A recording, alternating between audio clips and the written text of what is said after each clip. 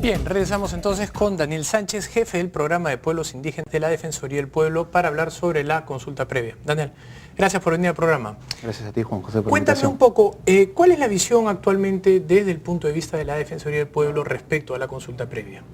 Para nosotros la consulta previa es la oportunidad que va a tener justamente el Estado para establecer un diálogo con las poblaciones indígenas. Es una de las oportunidades históricas para retomar la confianza que ha sido perdida a lo largo de las décadas entre la relación que han tenido los pueblos indígenas con el Estado. Es también justamente una oportunidad de incluir la opinión de estas poblaciones en la toma de decisiones del Estado. Hay que recordar que a lo largo de nuestra historia estas poblaciones han sido excluidas, han sido discriminadas, han sufrido una serie de elementos que les ha impedido estar dentro del circuito de la toma de decisiones. En ese sentido, los procesos de consulta que se inician justamente buscan ser la oportunidad de reivindicar históricamente a estas poblaciones y que su voz permita ser escuchada a la hora de la toma de decisiones. Muy bien.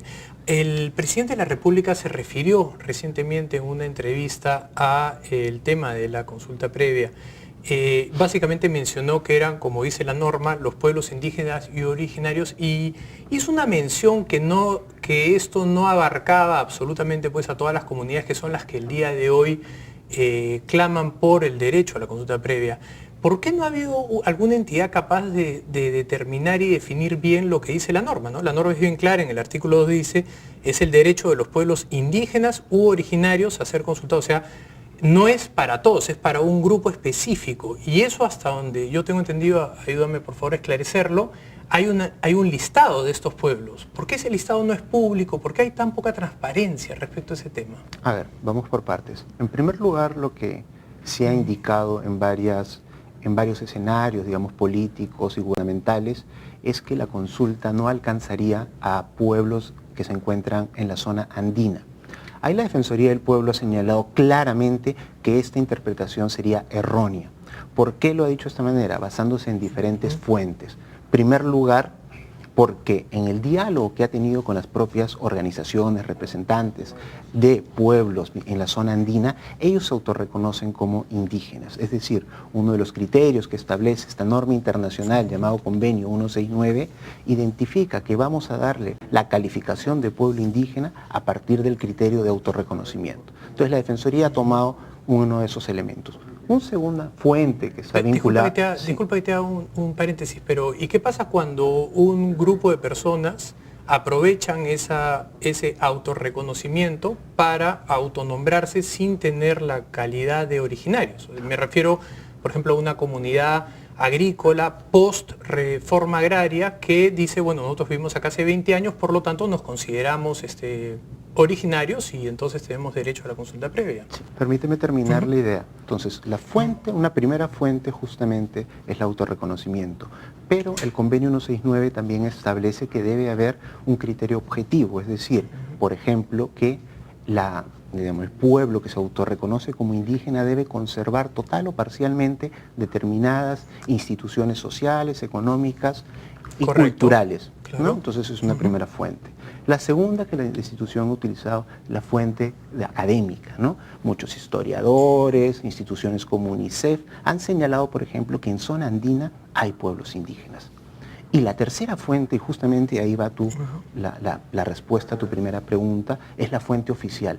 El Estado peruano ya se ha pronunciado de que en la zona andina hay pueblos indígenas. El Ministerio de Cultura hace un mes publicó su guía metodológica para la implementación de los procesos de consulta y reconoció ahí que existen 52 pueblos en el país, 4 de ellos ubicados en zona andina, los quechua, los jacaru, los uros y los aymaras. ¿Y ellos están en una zona geográfica específica o están, porque quechua, no toda persona que habla quechua significa que es necesariamente considerable, digo, como una comunidad indígena, ¿o sí? Mire, por ejemplo, el Ministerio de Educación, cuando otorga la posibilidad de que una escuela determinada sea de escuela intercultural bilingüe, la identifica como tal porque reconoce que hay un pueblo indígena identificado como quechua, como indígena. Tenemos que reconocer de los 18.000 instituciones educativas bilingües que en el país actualmente existen con educación intercultural bilingüe, el 75% del Ministerio de Educación las ha calificado como tal a partir de la lengua quechua. Es decir, ya hay un reconocimiento del Estado a partir del Ministerio de Educación de que hay zonas en este país que tienen que ser consideradas pueblos indígenas por su ascendencia quechua.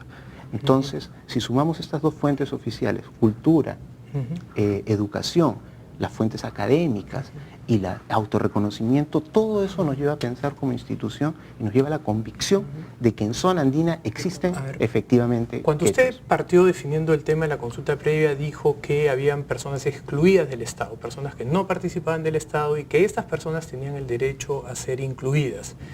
Sin embargo, cuando usted menciona que las personas quechua hablantes aymaras son por temas culturales, lingüísticos, considerables como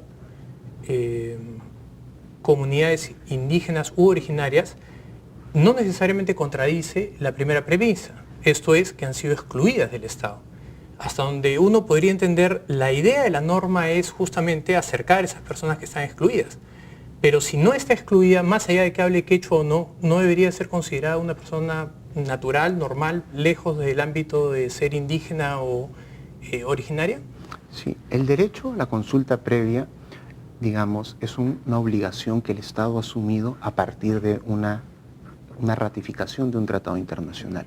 En ese tratado se establecen los dos criterios que yo he mencionado, el de autorreconocimiento como criterio subjetivo y el criterio objetivo de las tradiciones, las culturas. Lo que sí no podemos negar en nuestro país es que ha habido históricamente una exclusión. Hay que reconocer que recién en el año 79, por ejemplo, se le da el voto a la población analfabeta, que en nuestro país el analfabetismo estuvo vinculado desde siempre a las zonas indígenas. Es decir, este es el segundo una gran reforma institucional que le va a permitir a las poblaciones que han estado ciertamente alejadas de las dinámicas de poder, de las dinámicas del Estado, de establecer un vínculo con ellas. Uno revisando los índices de desarrollo humano, los índices de pobreza, identifica que el mapa de pobreza, analfabetismo, de desnutrición infantil, de ausencia de una educación de calidad, justamente se ubica en estas zonas donde se puede identificar a pueblos indígenas. Entonces, sí estamos ante una situación donde ha habido un círculo de exclusión para estos pueblos. Lo que no me queda claro es por qué estas personas que han sido excluidas, y es culpa absolutamente del gobierno, van a tener a partir de eso un qué decir sobre una actividad económica que de alguna manera lo que hace justamente es acercarlos a la modernidad. O sea, es un poco contradictorio, ¿no le parece? Yo creo que es más bien lo contrario. Hay una necesidad justamente de que estas poblaciones que han estado, digamos, sin poder participar de este ciclo económico, puedan aportar. Las organizaciones representativas de pueblos indígenas en ningún momento han señalado que están en contra de la inversión. Más bien en las reuniones, en sus exposiciones públicas, hay de todo, ¿no? Hay los que están a favor y lo hay que los que están en señalan contra, básicamente, ¿no? es la necesidad de que sean escuchados, ¿no? Correcto. Es una forma como ellos han establecido este diálogo. Un segundo elemento es que qué mejor oportunidad para la inversión, para la estabilidad de la inversión, que tener una situación de confianza relacionada justamente donde se va a aplicar un proyecto minero, un proyecto extractivo u otro tipo de actividad económica. La estabilidad solo se logra, o la paz social, a partir de una relación de confianza. Sin ninguna duda. Y yo creo que las empresas no estarían en contra si no fuera porque la norma, siendo tan arbitraria, permite que haya muchas personas que aprovechen ese espacio para lograr mecanismos de negociación que antes no tenían, ¿no? Y a partir de eso, pues toda una serie de personas que aprovechan esto para buscar rentas políticas y económicas, ¿no? El caso, por ejemplo, de lo que pasa en Cajamarca, ¿no? Al día de hoy no podemos hablar de una arbitrariedad de la implementación de la norma porque no ha sido implementada. Claro, hasta el día de hoy no existe un proceso de consulta. Porque no hay un listado, o sea, se han determinado cuáles son las comunidades, pero cuando hablan pues de quechohablantes hay 4 millones creo de peruanos. Eso no significa que todos tienen calzan dentro de lo que es el artículo 2, ¿no? Pueblos indígenas u originarios. Hay en efecto 4 millones de personas que hablan diferentes lenguas indígenas, ¿no? El 80%, como usted ha señalado, de estos 4 millones, sí efectivamente son quechua hablantes.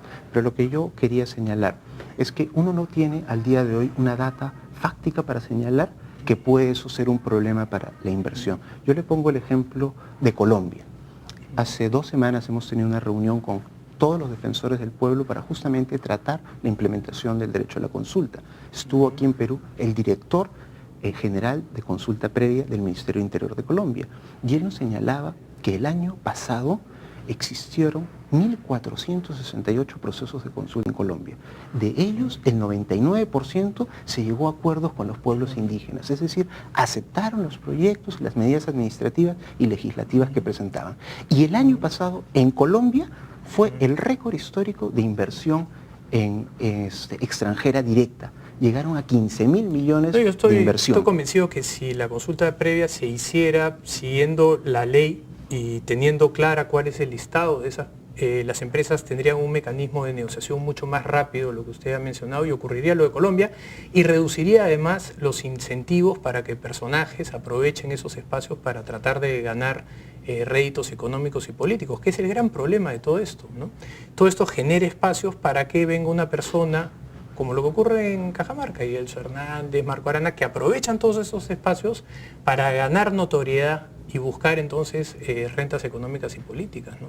Lo que, repito, que hay que establecer es la posibilidad justamente, ¿no? Claro, de que haya una institución de diálogo. Sí. Eso es lo que bueno, la institución como nosotros ¿y por qué el gobierno señala? no saca el listado? ¿Por qué el gobierno no publica el listado habiendo ya hecho el mapeo y teniendo claro cuáles son los que ellos consideran los pueblos indígenas y originarios? Digamos, lo que hemos señalado como institución es que justamente hay una necesidad de que este instrumento de gestión, recordemos que no es un elemento vinculante la base de datos o el listado de pueblos indígenas. Pero acelera el proceso, ¿no? Permitiría justamente a los funcionarios públicos, porque finalmente el proceso de consulta no lo realiza la empresa, hay que recordar, es el propio Estado que al identificar una medida administrativa se sienta a dialogar con la población para saber si es que se va a realizar.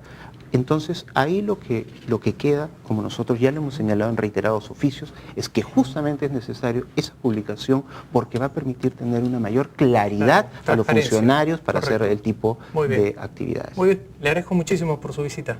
A usted. Gracias. Bien, vamos nosotros entonces a una pausa y regresamos.